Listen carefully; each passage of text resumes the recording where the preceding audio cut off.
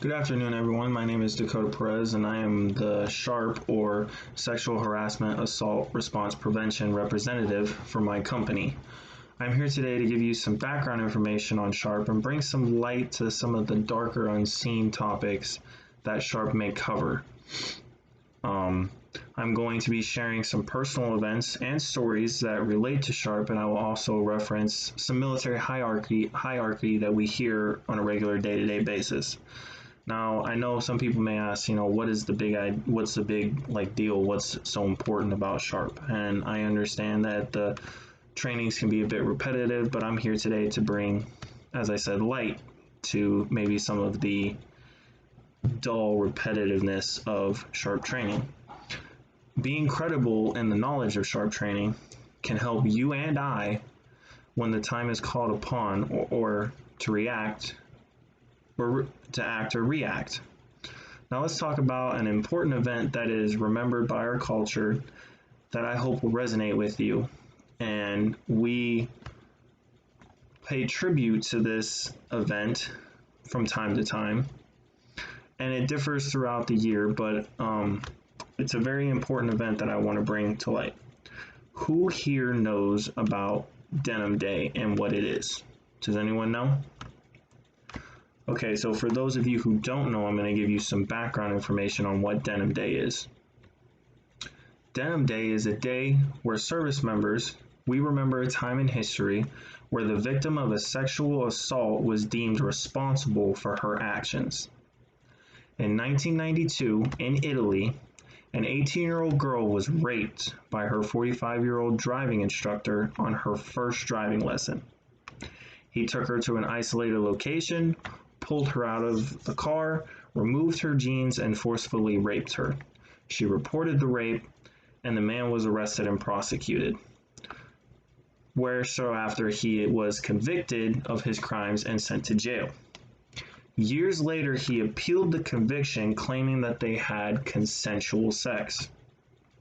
The Italian Supreme Court overturned the conviction, stating that the victim was wearing very tight jeans.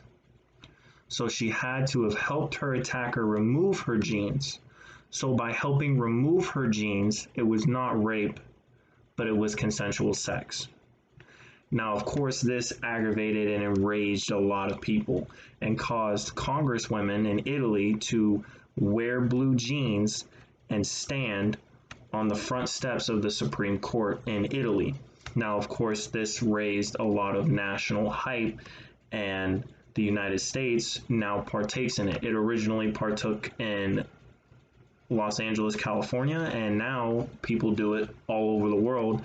But specifically, the military recognizes it as a time that the government was wrong in what they did, and we don't want to recreate that history, but it's also a time of healing for this person. And I also want to bring to light, there's a video made by a chief warrant officer in the military. It's an iconic SHARP video that was created depicting and describing himself as sexual harassment and sexual assault. And one of the things that he says that kind of resonates with me, and I hope resonates with you, is that sexual harassment is a slippery slope to sexual assault.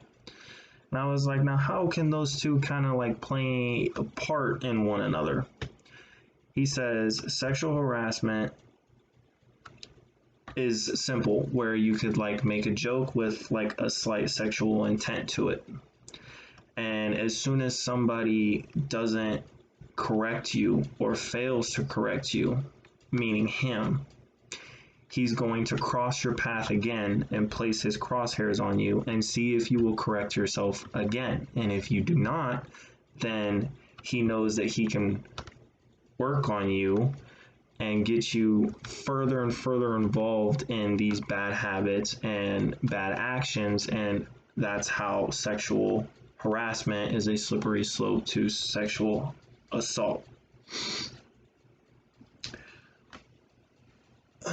Or how in the video he exclaims that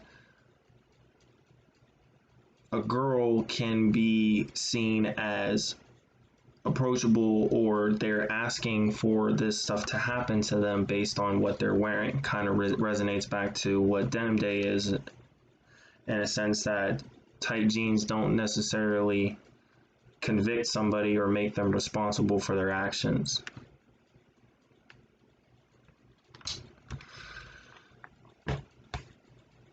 Our current Sergeant Major Grinston, and the leaders of all levels says that leaders of all levels need to take responsibility by educating themselves on the Army's standards towards sexual assault or sexual harassment, and to take action when necessary. As non-commissioned officers, it is our job to be there for our soldiers and for everyone that reaches out to us for help, and that this is an important topic. If it is for help and they have questions and you don't know how to help, I urge you to find the answers, or if you can't find the answers, then to send them to a SARC or a company sharp rep like myself.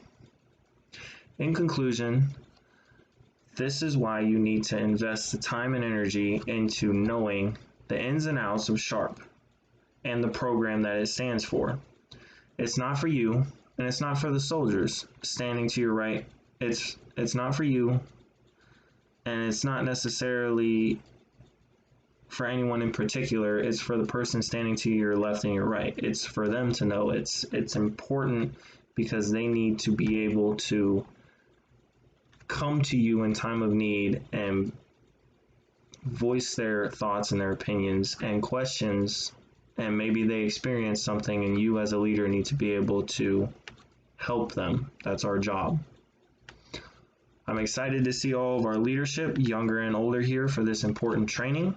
I hope that with my words in the back of your mind, this training touches you and allows you to grasp the severity of the situation. I thank you for your time, and here is our SARC with the training.